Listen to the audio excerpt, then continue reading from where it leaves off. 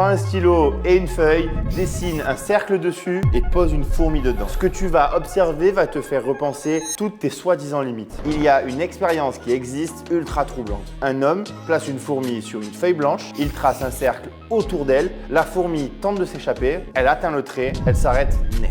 Elle tourne, cherche une issue, revient au centre, comme si le cercle était un mur de verre. Sauf que rien ne la retient réellement, juste la perception d'une barrière. L'expérience est répétée avec une araignée, même comportement au départ. Sauf que cette fois, on réduit le cercle progressivement. L'espace disponible rétrécit, jusqu'à qu'il n'y en ait plus. Et là, quelque chose bascule. L'araignée franchit le trait. Ce qui se passe ensuite est la partie la plus intéressante. On ne pourra plus jamais la bloquer avec ce même cercle. Le schéma mental est cassé. La frontière a perdu son pouvoir. Ce phénomène, connu de tous, a un nom bien précis, une croyance limitante. Tant que tu n'expérimentes pas le contraire, ton cerveau traite une hypothèse non testée comme un fait établi. Il ne fait pas la différence et il prend des décisions en conséquence. Ce que ça m'a appris, quand on développe BeHype, on se heurte rarement à des objections techniques. Ce qu'on rencontre le plus par contre, souvent chez les établissements, c'est une conviction formulée avant même d'avoir essayé. Notre clientèle ne fonctionne pas comme ça, on n'est pas le bon type d'établissement pour ça. Des cercles dessinés sans stylo, solidement ancrés, jamais testés. Ceux qui franchissent la ligne une première fois ne reviennent jamais en arrière. Ce que j'ai retenu de cette expérience, c'est que identifier ses convictions figées est souvent plus rentable